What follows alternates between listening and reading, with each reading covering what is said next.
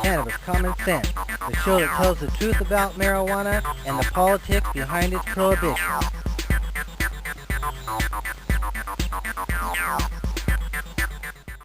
Hello and welcome to another exciting edition of Cannabis Common Sense. We have a great show for you tonight and a great guest, a lot of interesting hemp news. Our guest tonight is Mr. Chris Bennett, the author of 4 books on the history and archaeology of cannabis, going back tens of thousands of years in ancient civilizations in Europe and the Near East. So stay tuned for our interview with Mr. Chris Bennett. We'll have our hemp news segment right after that. So stay tuned as we bring on our infamous dancing cannabis leaves. I feel the force.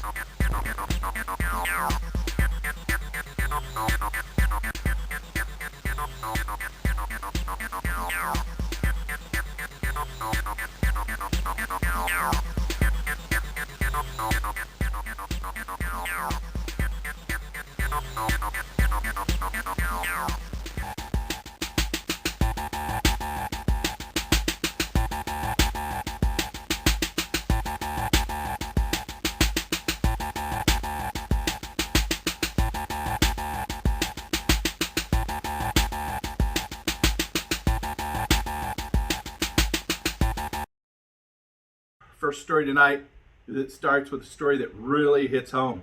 Earlier this week, representatives from some of America's largest corporate players in the alcohol industry, the tobacco industry, and the insurance industry announced the formation of a new federal lobbying group. Major stakeholders pushing Congress to enact sweeping federal marijuana reform just got bigger with the formation of a new band of businesses and industries who believe legalization is a foregone conclusion, and the real prize will be shaping a nationwide marijuana regulatory framework.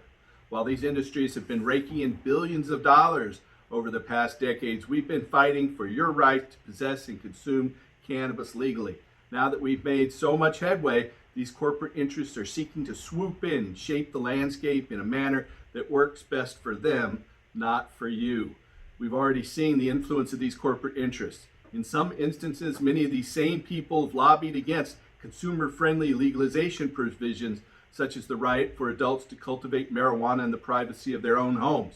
These corporate entities have also pushed for statewide limits on the number of licensed cannabis producers and retailers in an effort to keep prices and supply artificially limited and to keep the economic benefits of legalization largely out of the reach of average Americans, especially people of color. According to a news release last week, the Coalition for Cannabis Policy, Education, and Regulation is a combination of major players from mostly outside the traditional marijuana space, but includes some that already have a financial stake in the industry, including Marlboro Tobacco. Members include the Altria Client Services, the producers of Marlboro cigarettes, a major investor in the Canadian marijuana producer, the Kronos Group. These are the very people who stole my company, our clinics, that helped 250,000 Americans get medical marijuana permits. They've actually taken our company, THCF Medical Clinics, and its successor, Empower Healthcare, and they have put it on the Toronto Stock Exchange, and it's currently valued at over $500 million. Though I founded this company, ran it for almost 20 years before they stole it based upon forgeries in Multnomah Court, and then after 3 years dismissed their case, which impoverished me. They are now trying to turn the whole international marijuana market to their favor. We've seen how big corporate money and influence have corrupted and corroded many industries. We can't let the legal marijuana industry become their next payday. We fought too hard and for far too long together to accept such an outcome. Winning the battle against corporate influence won't be easy. These entities have limitless supplies of cash at their disposal. Nonetheless, we're positive we can overcome them, just like we defeated the ideological prohibitionists of yesteryear. Why? Because we have something they will never have. We have the power of the people. We have you. In Washington, D.C., at the federal level this week, Representative Brendan Boyle of Pennsylvania introduced legislation, H.R. 1614, to amend the Immigration and Nationality Act by removing marijuana offenses as grounds of inadmissibility inadmissibility or consideration in a good moral character determination, among other legal changes. We urge you also to join us to oppose recent calls to recriminalize cannabis products containing levels of THC above 10%, as we've seen in several states, including Colorado, Florida, Montana, and right across the river in Washington state. We stand united in opposition to these proposed legislative efforts to limit the THC level in cannabis. Down south, the Mississippi House of Representatives defeated a bill that would have established a medical cannabis program in Mississippi, an alternative to the one approved by voters last November, but the effort was defeated in the House.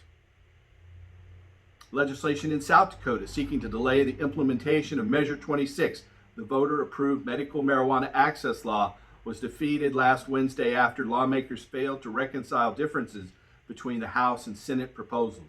Meanwhile, the proponents behind Amendment A, the adult use ballot measure, officially filed an appeal in attempts to reverse the decision by the Circuit Court that the measure is unconstitutional. As a result, Measure 26, the medical marijuana bill in South Dakota, will go into effect on July 21st this year, 2021, as the voters intended when 70% of South Dakotans decided in favor of the ballot measure last November in the 2020 election. Meanwhile, the fate of Amendment A, the separate voter-approved adult use marijuana legalization measure, remains unclear. Earlier this month, the Circuit Court judge ruled in favor of litigation backed by the governor's office that seeks to nullify Constitutional Amendment A on the basis that it encompasses more than one topic and therefore violates South Dakota's single subject rule requirement. Proponents of Amendment A filed an appeal last week in hopes that the state Supreme Court will reverse this decision. In the South, in Mexico, lawmakers in Mexico's lower chamber voted 316 to 129 in favor of amended legislation to legalize and license the adult use marijuana market. Because the Chamber of Deputies lawmakers made changes to the language of the bill, it must now go back to the Mexican Senate for reconsideration. Under the proposal, those age 18 and older would be permitted to legally possess personal use quantities of cannabis up to 28 grams. Home cultivation of up to 6 plants would also be permitted. Corporate production and retail sales will be allowed under a commercial licensing scheme.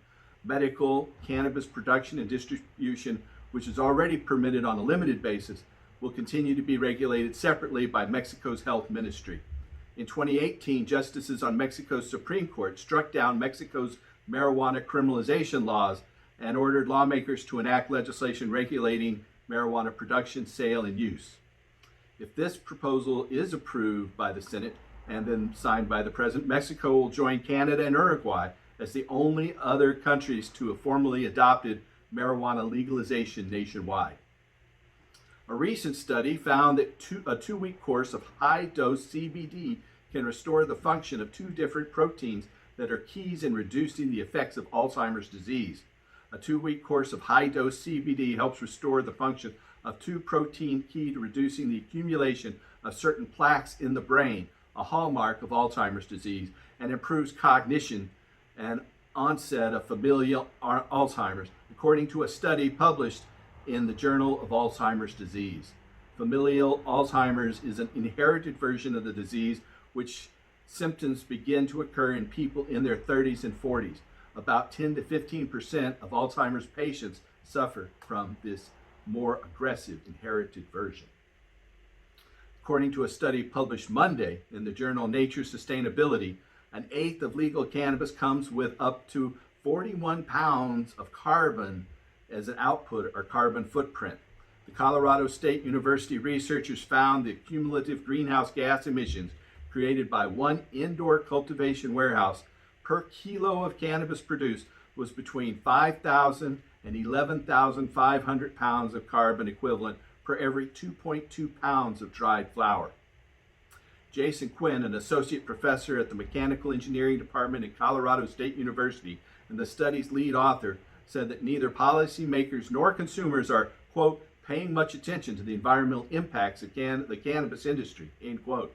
The researchers suggest that were indoor cannabis cultivation fully converted to outdoor operations, Colorado in the state alone would see a reduction of more than 1.3% in all Colorado state annual greenhouse gas emissions, an equivalent of 2.3 million tons of carbon. That's the end of our hemp news segment tonight. Now we go into a great interview with Mr. Chris Bennett, the author of 4 books. Stay tuned and help us restore hemp. Good night.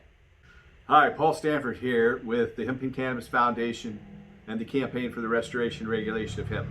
We have a nationwide physician referral service. If you or a loved one are looking for a doctor to help you obtain a medical marijuana permit anywhere in the United States, give us a call. Our number is 503-235-4606. Again, that's 503-235-4606. Thanks, and help us restore hemp. Okay, I would like to introduce a good friend and incredible author, Chris Bennett. Welcome back to the show, Chris. Always a pleasure, Paul. Happy to be here. Yeah, it's incredible. We've had you on the show several times during our Hempstock Festival. So you were on a panel with other people, but I've never had you on just by yourself. So you have so much you've worked on that I wanted to talk to you about. This gives us a little bit longer to focus on that. So you've been working on the history of hemp and cannabis and psychedelics, and you've produced how many books? 5 books? 4 books right now, working on the 5th and 6th consecutively at the moment. But yeah, 4 books. I've been writing about this since the early 90s, and I think that's when we first came into contact, when you were a pioneer of hemp paper and hemp cloth importation, and I was doing similar stuff in Canada. But yeah, since the early 90s, I've been researching this, particularly its role in magic and religion. Right. And so, I go around and give a talk about the evolution of cannabis at a number of different venues. So I use some of your research in terms of developing, my presentations. I focus at first on China because I went to school there and learned a lot about hemp in China when people in our movement didn't know anything about it. But you have focused on Eurasia and Christianity. Why don't we talk about your books in sequential order? Which one came out first? The first book was Green Gold, The Tree of Life, Marijuana and Magic and Religion. And that was co-authored with Lynn and Judy Osborne. And that came out in the early mid-90s. And it was kind of like an overview of a lot of the material that I would end up covering in more depth in later books. When I was researching, and it kind of like took a look at all sorts of different religions and parts of history and stuff like that. But information was not readily available at that time like it would become later as the internet developed and access to things like Google Books, where you can search literally thousands of libraries worth of books in a single word search, right? And when I was working on that first book, I came across this material by this Polish etymologist, Sula Bennett, who suggested that there were these Hebrew terms to cannabis under the names canna and cannabosum. And when I read those references, there were like 5 of them that she was specifically pointing to. They kind of conflicted. The initial ones were very positive, but the last ones were quite negative. And so I decided what I had to do was study these and learn the context of them in the books that they appeared in, which took a number of years. And I got together with a friend of mine who had a degree in Hebrew and religious studies, and we put together a book, Sex, Drugs, Violence in the Bible, and laid those out in the context of the biblical storyline. And it told a really fascinating story about the origins of a plant, where it was in the religious text, where it was venerated in Exodus 30:23. When God, who first appears to Moses in flames of fire from within a bush, commands Moses to make this holy anointing oil. And every time that Moses is to make this holy anointing oil, he goes into this enclosed tent-like structure, the tent of the meeting. And he burns this oil on the altar of incense, and he speaks to the Lord in the pillar of smoke over the altar of incense. Very positive. This is how he talks to the Lord.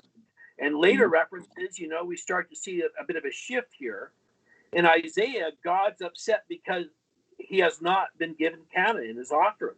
And, Ezekiel, it's specifically referred to as an item of trade, right? But then by the time of Jeremiah, one of the later prophets of the Old Testament, it's clearly in disfavor. And Jeremiah says, "What do I care for your canna? Your incense does not please me. Your canna from a distant land," you know? And it's clearly out of favor, right? And what's happened here is that in the story, there's another reference too in the Song of Songs, right? And the Song of Songs is thought by some people to be the Hebrew version of what's called the Hieros Gamos, which was a sacred marriage. And we know from archaeological evidence that during this time period, that God actually had a wife. Her name was Asherah, and they found ancient inscriptions referring to Yahweh and his Asherah, right? And even in the book of Kings and Chronicles in the Old Testament, it's polytheistic, and it's reformed by monotheists by the end of the Bible. But for the most part, it's polytheistic, and people are worshiping Asherah right inside the temple besides Yahweh, right? Now, what's interesting about this particular book is, which I wrote like well over 20 years ago, is since I've written that in this last year, May, June, they found some archaeological evidence in Israel. Yeah, in Identifying the central temple, right? They yes, found. well, it was a temple site, not the main temple in Jerusalem, but a Jewish temple in a place called Arad, Jerusalem, right? And this is at the time period when they're in the biblical narration where they're complaining about the burning incense to other gods, the Queen of Heaven on high, and also worshiping the Asherah within the temple, and burning incense to the brazen serpent that Moses himself made. This is part of the reforms, removing these things. This is what they're saying about this archaeological site, is that this is like heretical worship, just of this kind, right? But they haven't, some scholars are starting to get an idea about these Cannabis references in relation to this, but it fits perfectly with these Cannabis references because also the evidence is that it was not grown locally, that this was an imported project, and that's what these references to Cannabis describe, is it coming in on traded caravans, And this is interesting in relation to other Indo-European words for cannabis. And you brought up China a little while ago, and even stuff that's taking place from new archaeological evidence out of China. Because in China, 2,800 to 2,500 years ago, there is evidence of cannabis buried in tombs with mummies and incense censers that were used for burning that cannabis. So these were Indo-European people that were living in central China. They were known as the Jushi or Gushi culture, and they were there from about 2000 BC to about 400 BC when the Han Chinese chased them out of the area. But they came into contact with the Taoists of the region, and cannabis enters Taoism as a magical herb at this time. They call it a plant of immortality, and it's used to speak to the ancestors. Now, in these tombs in China, they found whole bouquets of male cannabis flowers laid on a mummy. They found cultivated high-quality female cannabis that had been prepared for consumption in a basket. They found numerous wooden censers that had hot rocks placed into them and cannabis thrown on the top of them, a very similar manner to the Scythians, right? Now, this is radical in relation to my book that I wrote after Sex, Drugs, Violence, the Bible, which is called Cannabis and the Soma Solution. Now, Soma was a Vedic drink used by the Vedic people, which was the people, the Aryan invaders who came into India starting around 2000 BC, and they were, established there by 400 or 500 BC, in what became the Hindu religion. And in the sacred books of the Vedas, the inspiration for the holy text came from this drink known in Vedic India as Soma. But a very similar drink was used in the Persian region as well. And it was called Hayoma, and it was a drink of the sacred Avesta. And these religions, we know, originated from the same earlier source because of a similarity in language and myth, which includes this sacred drink, Hayoma and Soma. And this all relates to the stuff in China and the stuff in the Bible. And let me explain to you how this all comes together, right? Please do. it is in China. The Chinese name for cannabis was huma, that they referred to, and this has been translated variously as Scythian cannabis or as fire cannabis. And these people that were in China, they were definitely involved with trade with Scythians who spoke the same Yeah. similar dialects, Indo-European The language. famous Silk Road went right The through famous this. Silk Road, right? There's evidence that these people in China were in trade as far away with India, from the evidence of cowrie shells from India, and another place that they were in trade with was this region called the Bactria Margiana Archaeological Complex, which is in Afghanistan. And we know that they were in trade with this region because there's been 3 temple sites found in this region, which are thought to have been used for the preparation of Soma and Heoma by a Russian archaeologist, Victor Sarianidi. And there have been items from both sites found at either site. So we know that there was a trade going on. Now, the Scythians are believed to have been the source of this trade route between China and Bactria Margiana Archaeological Complex, which is all part of the Silk Road. And one of the names the Scythians were referred to in this time period was the Heoma Varga, the Heoma gatherers. An ancient text referred to how they both burned and smoked cannabis. Now, generally, the Scythian term, for cannabis has been seen as canna, and when they spread cannabis, because they're highly mobile, nomadic people, when they spread cannabis throughout much of the ancient world, it's believed a lot of the linguistics for modern terms for cannabis in a variety of languages came from the same term, canna, right? And so there's these 2 terms, huma and canna. And what I'm saying is that when this cannabis, and there's also ephedra in these tombs, it's important to remember, traveled with the Scythian Heoma gatherers into this other region, the Bactria Margiana Archaeological Complex, it came with this Chinese name, Huma, and this became Heoma. And they have found in these temple sites evidence of both cannabis and ephedra, right? That it was prepared into a drink through sediments and big bowls that were used for mixing, and also implements used for straining and things like that. Plus, cannabis and ephedra grow in thickets around these archaeological sites as well now, right? And so, in regards to the Scythians, we've got numerous evidence that they burned cannabis in the same way as these Gushi in China. Bronze braziers, in this case, found at archaeological sites of tombs that were used in funerary rituals to the dead. And I want to point out that's what Herodotus noted. Herodotus wrote about this, yeah. And then the Greek by archaeological evidence. Yeah, that's right. And this is a practice that in Indo-European culture goes back some 5,000 years. We know this from archaeological evidence out of Romania going back 5,500 years, and Ukraine going back 5,000 years, that cannabis was burnt in poles at funerary rituals. This is the same practice that's going on in China at these sites and with Scythian sites, right? Now, the Scythians it's still deeply involved with Chinese ancestor worship. Yeah, and absolutely. Still, especially outside of communist China in traditional Chinese areas like Singapore, Malaysia, Taiwan. Yeah.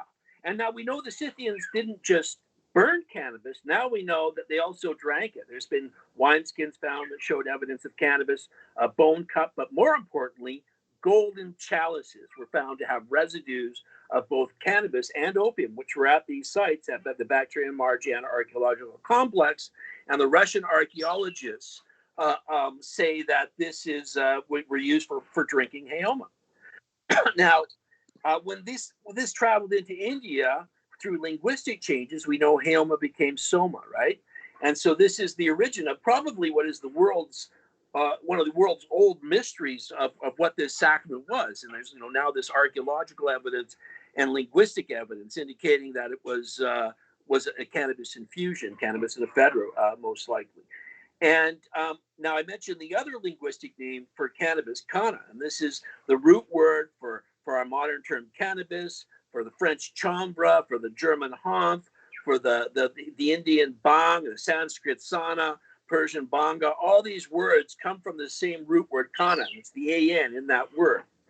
Now, when cannabis went into the Hebrew region, it went with this same name, kana, and it became adopted into the Hebrew language. And this is the origins of this term, cannabisum. And the way that Moses was using it inside the temple, in the tent of the meeting, is a similar way to the way the Scythian, and we know the Scythians were in Israel. There was a town there, Scythopolis. So, they had their own town in the region, right? And so they traded. There's lots of artifacts as well, attesting to the Scythians' activity in the region in this time period, right?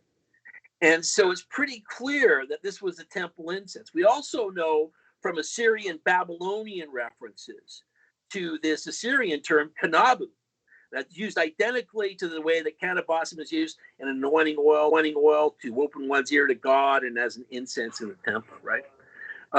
So that's where those end up. And then my last book, Liber 420, follows up on all that and traces the role of cannabis into the alchemical and magical world of the Renaissance period. I see. Yeah, I noticed, cannabis, we know originated in Central Asia, and people took it out. And obviously, it seems like it's the root of agriculture itself. I find the most persuasive evidence is that by 12,000 years ago, in what today is northern Italy, they found cannabis being cultivated there, and the pollen and the resin. And that's 12,000 years ago. So by 12,000 years ago, it's cultivated, spread 4,000 or 5,000 miles from its indigenous area to being farmed by people that were before the Romans or before the Etruscans. 12,000 years ago. We don't really know what that civilization was, but it's the evidence is there.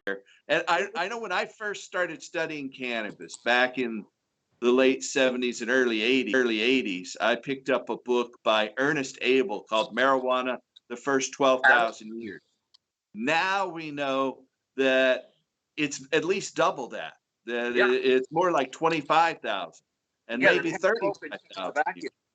It could well have been something the Neanderthal people were drawn to, but these kind of archaeological finds are difficult. Things deteriorate over time, and so but you're working on two new books right now. Yeah, well, I was working, doing a follow-up to my Liber 420, and it was like, when I started writing Liber 420, I started with a chapter about Aleister Crowley's relationship with cannabis. I ended up using it in the book because the book was so huge, because there was so much more medieval and Renaissance period material regarding alchemy and magic than I had thought. I thought I'd just get a chapter or two on that type of material, right? So I had to cut that out. And I thought I'd, make another book out of that since I had so much material on that. And I was working on that. But then because of the interest in this new book, The Immortality Key, my publisher wanted me to do a kind of simplified version of the material about cannabis in the ancient world, particularly stuff like Soma and this cannabisum stuff and how that relates into Christianity later, right? So I'm doing a kind of revised book. My books are all fairly thick, like 500, 600, 700 pages, So I'm trying to get something down that's about 200 or 300 pages. That's more accessible for people that are just kind of starting to learn about this type of stuff. So I'm working on that. Then I'll go back to the other book once that's done. Yeah, they are very detailed, and I'm sure your average reader wants something more introductory, so to speak. Yeah, it's important, I think, for something to stick around, to have the details there. I think you're right. It's critical. It's critical, and I've tried to build solid cases for the things I represent, and I really listen to people that criticize my work, and if I see a hole there, I try to patch that hole. And that's made my work fairly strong, but it's also made it somewhat laborious in the sense of citations and footnotes, and it's not easy material to read through when you're constantly, every sentence is ended with a footnote or a citation to a book or something like that, right? But in the sense of it's sticking around and not being written off as baloney, it's been very effective in that way, and it only gains strength as time goes on. And, people commonly know about this cannabis stuff nowadays. Yeah, it's beginning to get out there in mainstream media, and I appreciate your lifetime of research and drawing attention and putting these threads together into a comprehensive story. I know for a while you had a business called the Urban Shaman, and I think but now you have the Soma Institute. Do you want to tell our audience about the Soma Institute? Sure. Well, the Urban Shaman was like an ethnobotanical shop I had in Vancouver for like 20 years. And we sold things like peyote, the plants for making ayahuasca brews, kratom, all sorts of anything that we could get away with without getting shut down until we finally got shut down. And I kind of saw that coming, as the store had been there for quite a while. A lot of people knew about it.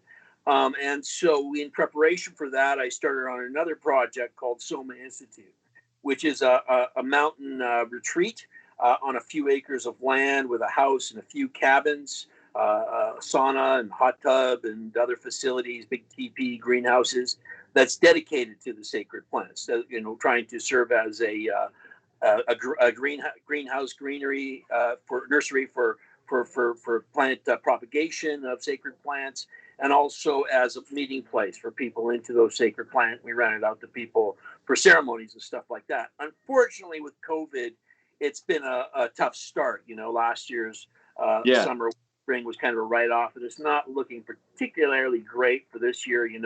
We haven't got anything planned because it's just so unpredictable at this point.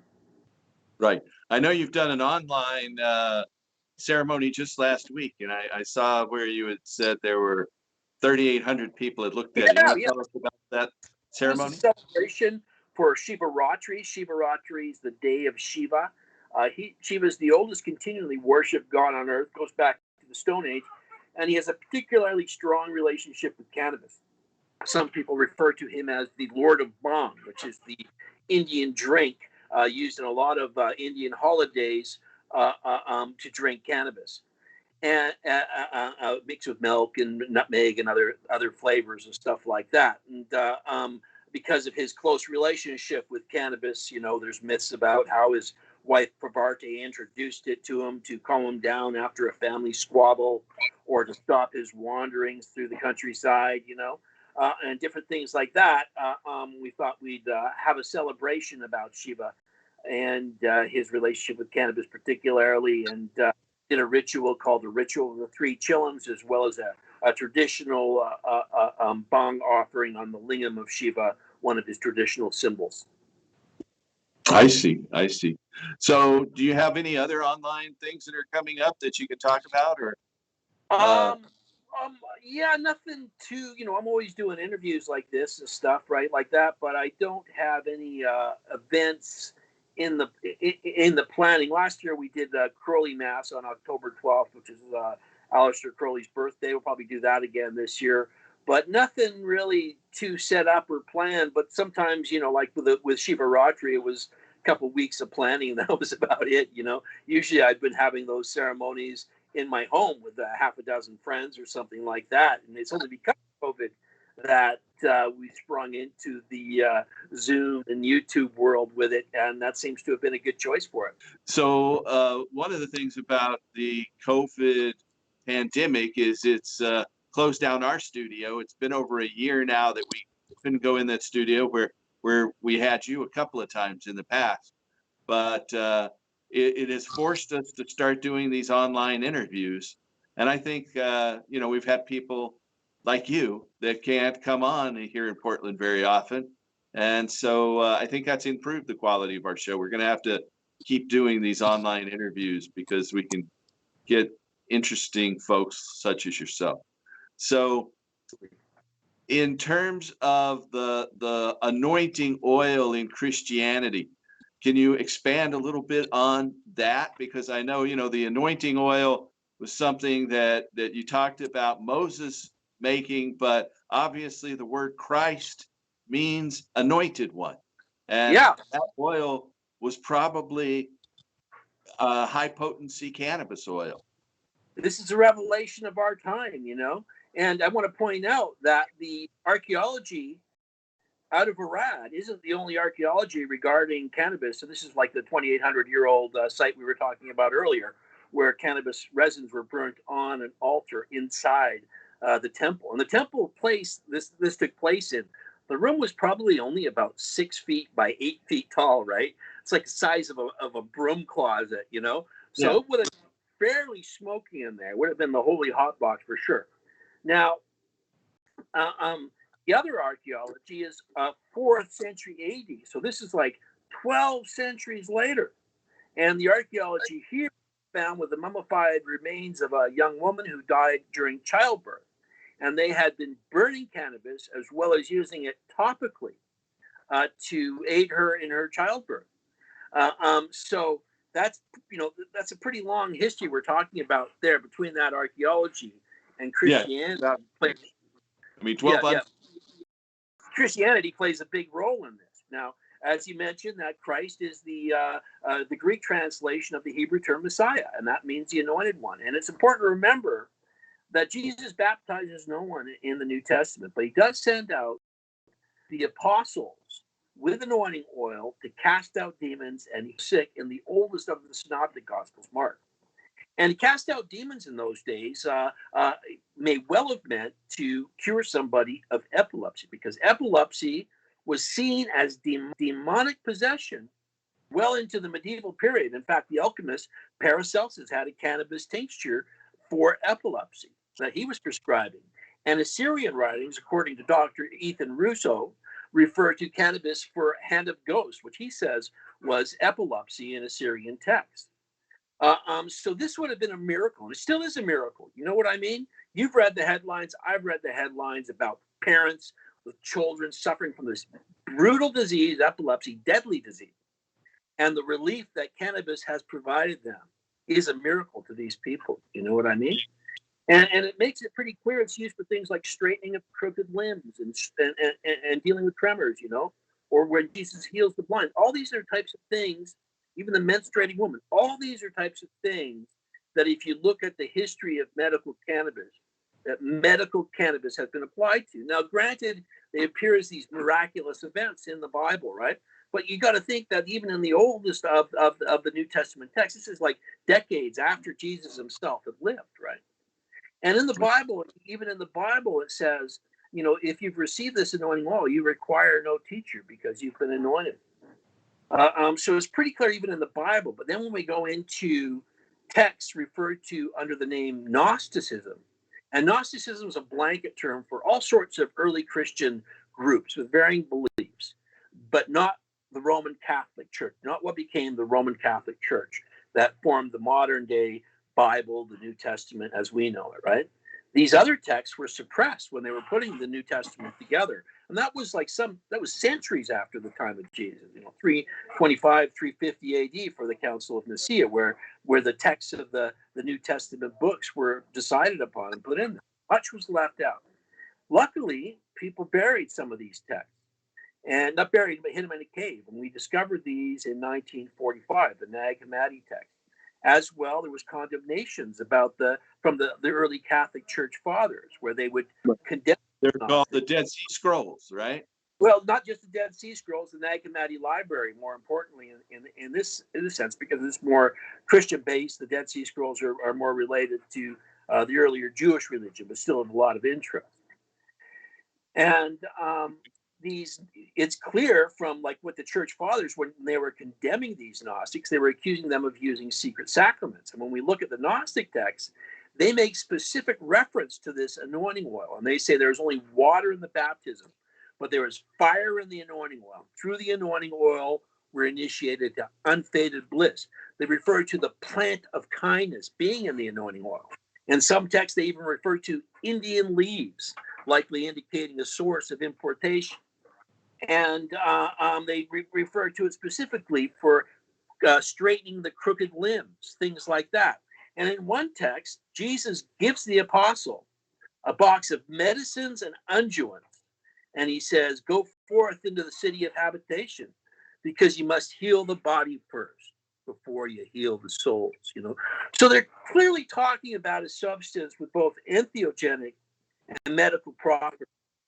And between this archaeology in Arad and Bet Shemesh, it's pretty clear what they're talking about is a cannabis preparation of some kind.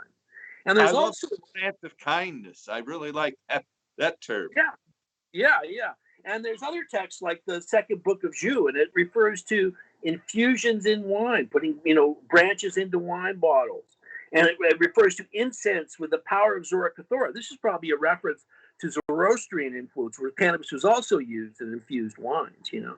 And these were used in initiation ceremonies along with other plants, possibly a variety of psychoactive substances. Mandrake seems likely from some of the references, and there's probably other somethings as well. And this has been recently, there's been this best-selling book, The Immortality Key, which is suggesting that there may have been some sort of entheogenic wine infusion behind the Christian Eucharist itself as well. And we know that the Jews infused incense into wine, because the Talmud refers how the one on his way to execution was given a piece of incense in wine to ease his pain. And now we know from archaeological evidence that cannabis, and incense was burned, right? And in the book of Amos, it refers to people drinking the wine of the condemned in the temple itself.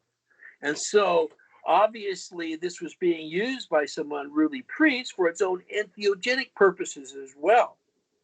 So there's some pretty fascinating material that's really coming about through this archaeology right now that is really tying up the search for the lost sacrament of the ancient world.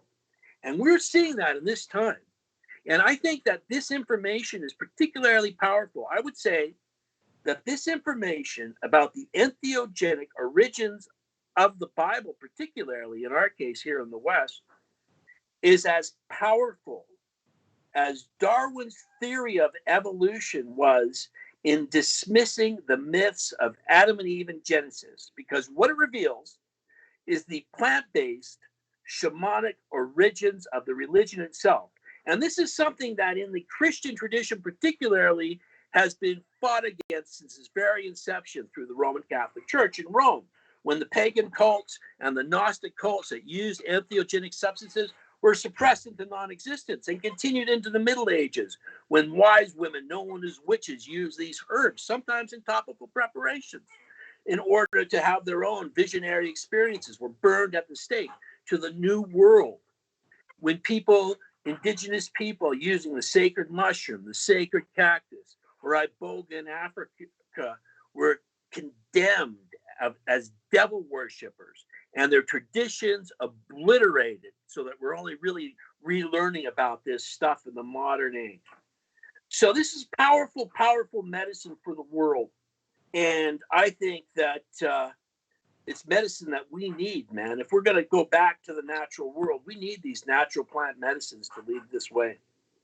I agree. You know, one of the things I use in my presentations is images from the Catholic cathedral in the largest city on the island of Sicily, Palermo, the Monreale Cathedral, where they have this gold leaf art that's been covered under glass since about 1100 AD for more than about 900 years.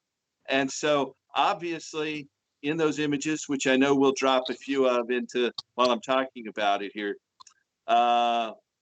you see God with Adam and Eve with the cannabis leaf depicted above them. You see Jesus healing the poor with a big cannabis leaf above him. There's literally, I think, over 100 different depictions of God and Jesus with cannabis, a big cannabis leaf. And it's in the stained glass windows in this cathedral. So shortly after that, though, how is it that the Catholic Church began to disavow the use of cannabis? Well, you know, it's like interesting that you point those out, because, you know, it's kind of like a lot of these mushroom pictures, and I don't like to base my my own arguments based on interpretations of an iconography, like a lot of those things. It looks like a pot leaf, but it's on a palm tree. You know what I mean? Is it a poorly drawn palm tree, or is somebody trying to tell us something? And although I say, you know, the Catholic Church, you know, totally condemned it, we're dealing with some big, vast amounts of history here. And in the 13th century, there was a pope who actually released a medical text that had a recipe for a cannabis-infused wine for a number of medical preparations. Now, this is interesting because this is a pope that was friendly with the famous Knights Templar. Now, there's been this ongoing claim out there that I try to track down when I was writing Liber 420 that I've seen in a lot of books. And it's a claim is that the Templars had a cannabis and aloe-infused wine, a palm wine, that they called the elixir of Jerusalem. And you find this in a lot of books of about aloe vera particularly. And I've tried to trace down the source of this back to the time period of the Templars. I can't trace anything but just claims about it going back to the 1980s or 90s or stuff like that in books. And so I couldn't verify it. But what I did find was that in documents from the time period of the Templars, they had a contract with Saracens, which are Arabs, to grow cannabis for them in Spain. And cannabis is not something hemp is not something the Saracens were particularly known for growing. They were known for growing resin cannabis.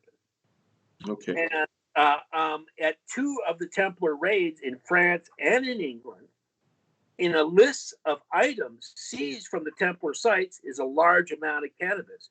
Now, they mention things like cloth and rope and stuff like that specifically. When it comes to the cannabis, they just say cannabis. So I'm assuming that's raw, unprepared flowers of cannabis. And this adds weight to the claims that the Templars may have had some sort of cannabis infusion. Coinciding with this, there was a Freemason that spent, a Mason at this time, Freemasons, the name Freemason comes later. But there was a master Mason at this time, Villard de Honnecourt, who spent time in the Holy Land. And he has a famous portfolio called the Portfolio of Villard de Honnecourt. Mostly the book is illustrations of buildings and things like that. There's one page of text in that book, and the one page of text is a cannabis-infused herbal wine, right? Ah. It's all in this century. Also in this century, going into Europe, is the translation of the kind of the foundational document of the Western magical tradition. And this is a book called the Picatrix, which was put together in the 12th century by King Alfonso of Spain. And he was translating an Arabic document, the Gayat al-Hakim, that was written in the 10th century. In the 12th century, Alfonso had this translated into Latin, and this became the Picatrix. The Picatrix is full of drugs.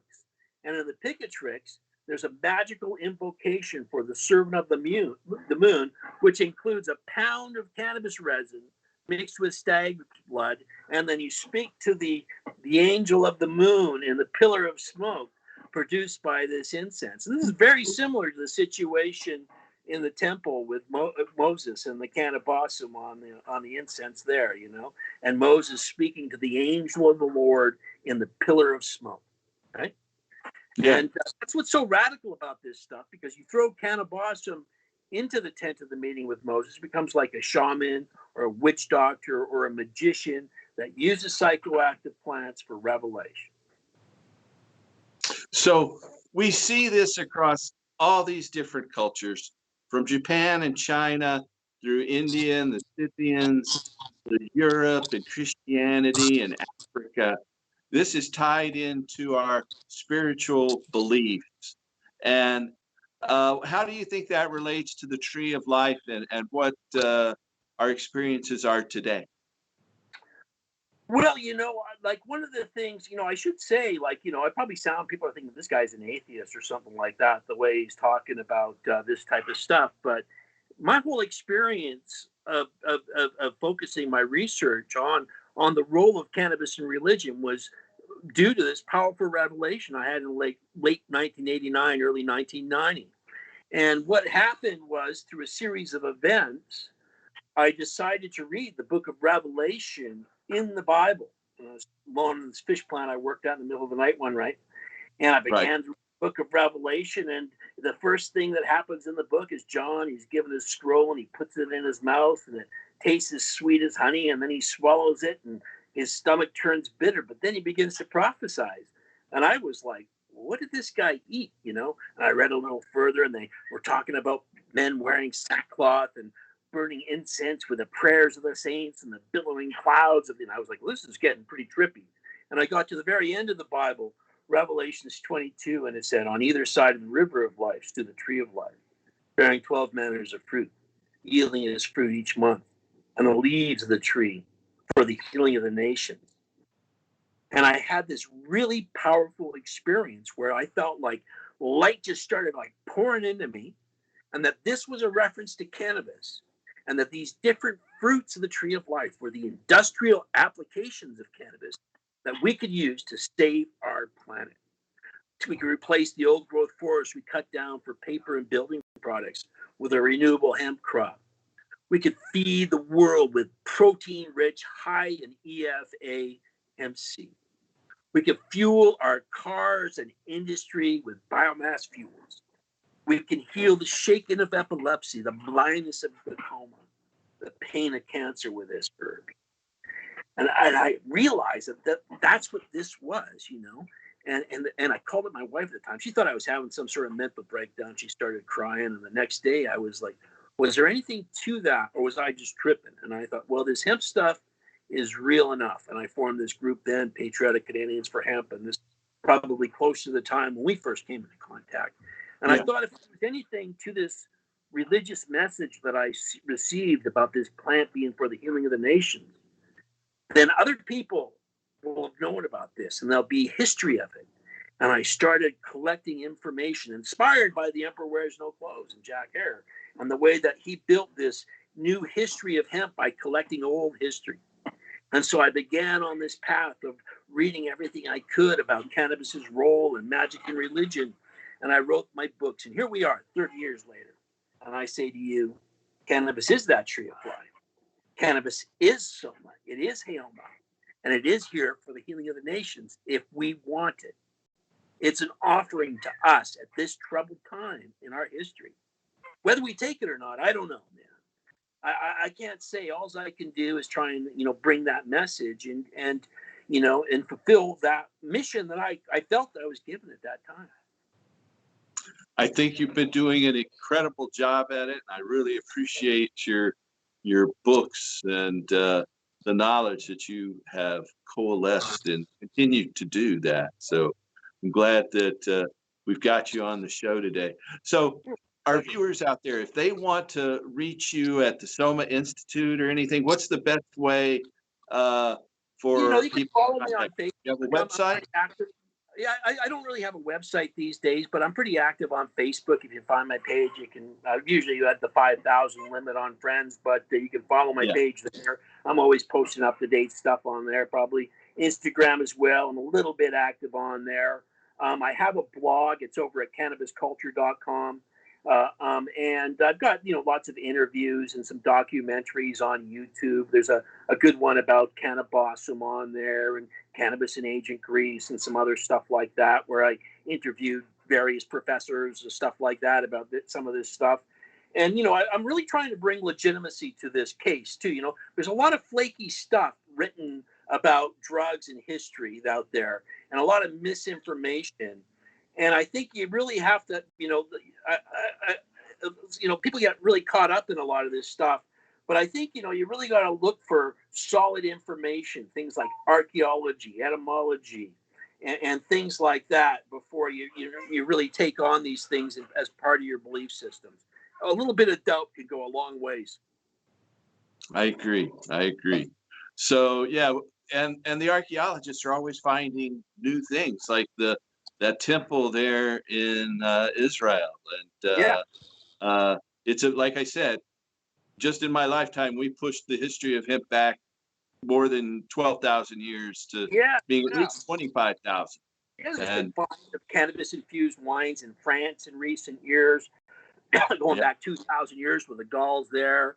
And the archaeology, is really coming out. This information about its central role in the funerary rites of Indo-European, even Proto-Indo-European culture. Like, when you talk about the word cannabis alone, it's the oldest sort of root words that this term comes from. It was like around right at the beginning of language. Then humanity already had a deep relationship with this herb. It's that old. And the idea that something that has been such a central element, you talked about it possibly being the first agricultural crop. This is something that Carl Sagan himself speculated, Terence McKenna. Yeah, exactly. And archaeological evidence shows like hemp rope out of Czechoslovakia, which I think is like 24,000 years old. And Elizabeth Whalen Barber, probably the foremost authority on ancient textiles, has pointed to tools used for decording hemp. They're like 28,000 years old. This puts it back at the time of the Great Leap Forward, man, where things like the wheel and fire were being invented by humanity. And receptor sites in the areas of higher thinking and the forebrain may have been really lit up by this herb, making us think in new and novel ways. We cultivated cannabis, but perhaps in a very real way, cannabis has cultivated us as well. I look at it as a symbiotic relationship and co-evolution.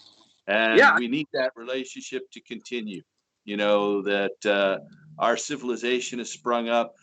Here's a theory for you to do a little further research on. I think it's original. Most of the farm animals that are domesticated, cattle, horses, goats, chickens, they were domesticated by agricultural societies that cultivated hemp. And so I think that helped those animals come live with us. What do you think of that? Here's a point that can help that theory right here, right off the bat. In the Ukraine region, I mentioned this 5,000-year-old evidence of burnt cannabis. This is also the region where it's believed the domestication of the horse happened, with the people referred to as the Sredeni stog. And it is believed that the domestication of the horse only took place through the development of hemp rope. Yeah. And I think probably the horses wanted to be around us because we had this hemp stuff to feed them, And so, again, it's just a theory that it's one of the revelations I came up with, that, as far as I know, I think this herb all sends us some downloads at some point. You know what I mean? If we're living a life dedicated to it, it rewards us with some intuition. Yeah. Well, I want to thank you for coming on today, Chris. I appreciate you bearing with us. Our viewers don't know we had a number of technical difficulties to get this going here, but we've overcome them. And I've got to have you back at some point in the future. And hopefully we'll see you out there on the Hempen Trail somewhere soon. Absolutely, brother. Always a pleasure. Take care. I really look forward to coming up to the Soma Institute, spending a few days too. So as soon as they'll let us Americans cross the border again, I will. My wife just recently got her Canadian passport. She's dual, so she could come, but she'd want me to be there too. Yeah. I got my immunization, so maybe they'll let me in someday. There you go. I hope so, brother. Take care, man. All right. Thank you. Thanks for coming on. Chris Bennett up in British Columbia, Canada. Thanks for coming on, Chris.